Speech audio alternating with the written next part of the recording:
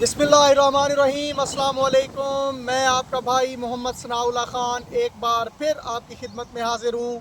सबसे पहले इस्लाम ज़िंदाबाद, पाकिस्तान पाइंदाबाद। आज मैं एक ऐसे फील्ड में मौजूद हूँ, एक ऐसी फसल में मौजूद हूँ जिसको देख के कम अज़ कम इतना सुकून का सांस लेते हैं कि हमारे काश्तकार ने रिवायती काश्त से हट कर कुछ काश्त करना सीख लिया है।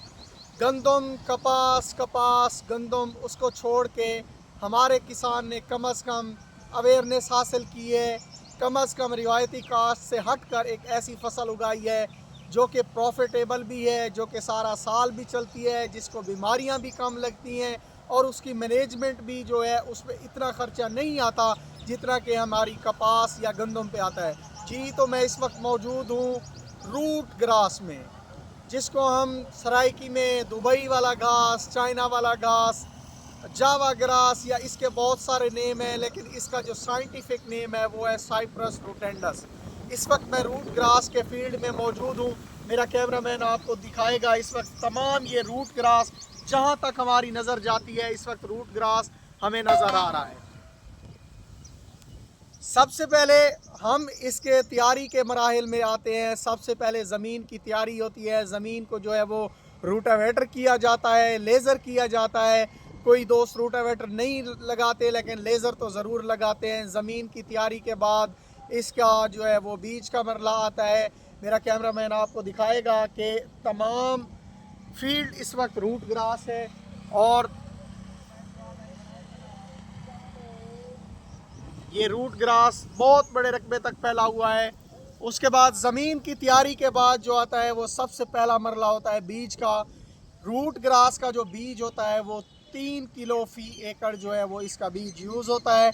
इसको गपछट में काश्त किया जाता है और इसकी जो पहली कट होती है वो 40 से 45 दिनों की बजाय 2 से ढाई मंथ में जो है वो तैयार होती है। उसके बाद ये 40 से 45 दिनों के अंदर कट होता है। ये एवरग्रीन है, सदाबहार है, सारा साल चलता रहता है। आप इसकी एक कट अगर उतार लेंगे, बाद में अगर इसको खुराक और पानी देंगे तो ये दोबारा होगा। ये देखकर दिल खुश होता है कि किसान ने जो है वो रिवायती काश्त से हटकर रूट ग्रास, दूसरी फसलों और उनको काश्त करना सीख लिया है। रूट ग्रास जो है ये बहुत ही ज़्यादा फ़ायदेमंद होता है, ख़ास करके दुबई, शारजा, यूएई, इनमें जो है इसको वो एक्सपोर्ट किया जाता है, क्योंकि वहाँ कैमल्स और हॉर्सेस वगैरह के लिए और डोमेस्टिक पर्पज़ के लिए ये यूज़ होता है। इसकी 40 से 45 दिनों के अंदर कट हो जाती है। इसको 1 बोरी फ़ी एकड़ जो है वो फास्फोरस खाद दी जाती है। उसके बाद जो है 1 बोरी यूरिया की दी जाती है। बीमारियों का कोई ख़ास हमला इस पर नहीं होता, बस एक आध स्प्रे वगैरह की जाती है। बाकी जो किसान होते हैं वो अपनी इस्तात के मुताबिक पोटाश, ह्यूमिक एसिड, जिंक या दूसरे जो इंग्रेडिएंट्स हैं, मल्टीविटामिन्स हैं, वो देते रहते हैं। रूट ग्रास इस वक्त पाकिस्तान में बहुत ज़्यादा फैल रहा है। डोमेस्टिक पर्पज़ के लिए ये यूज़ होता है। इसको काटने के बाद सबसे ज़्यादा जो पेचीदा मसला होता है वो इसको सुखाने का होता है।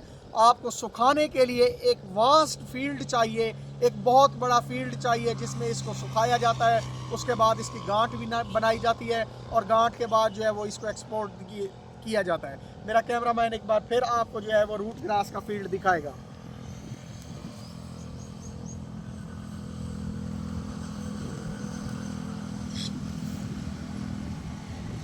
इसके यूज़ के बारे में आते हैं। यूज़ जो है ये ऊँट, बकरी, गाय और दूसरे जो जानवर हैं वो इसको शौक़ से खाते हैं और इसका जो है वो मेडिसिनियल यूज़ भी किया जाता है। रिसर्च से पता चला है कि रूट ग्रास को चाहे वो जानवरों की मेडिसन हो या इंसानों की मेडिसन हो, उसके लिए यूज़ किया जाता है। किसानों के लिए दस्त बदस्ता गुजारिश के रिवायती काश्त से हटकर आएँ, अपनी रिवायती काश्त से हटकर दूसरी फसलों को उगाएं और कम वक्त में मुनाफा बख्श फसल हासिल करें। कि 40 से 45 दिनों की फसलें उगाएं, उनसे मुनाफा हासिल करें, क्योंकि आजकल टेक्निक्स का दौर है। पुरानी काश्तकारी जो है वो कम होती जा रही है। अगर कोई आपके पास टेक्निकल बंदा, कोई ज़राई माहिर, कोई फील्ड का बंदा, कोई एग्रेरियन अगर आ जाता है तो खुदारा उसकी बात सुन लिया करें, वो आपको मशवरा क्या देता है। इस दुआ के साथ कि अल्लाह ताला हमारे किसान को शाद व आबाद रखे। किसान खुशहाल होगा तो मुल्क पाकिस्तान खुशहाल होगा। पाकिस्तान पाइंदाबाद। अपने भाई को दीजिए इजाज़त। अल्लाह हामी नासिर। इंशाअल्लाह नेक्स्ट वीडियो के साथ हाजिर होंगे। पाकिस्तान जिंदाबाद।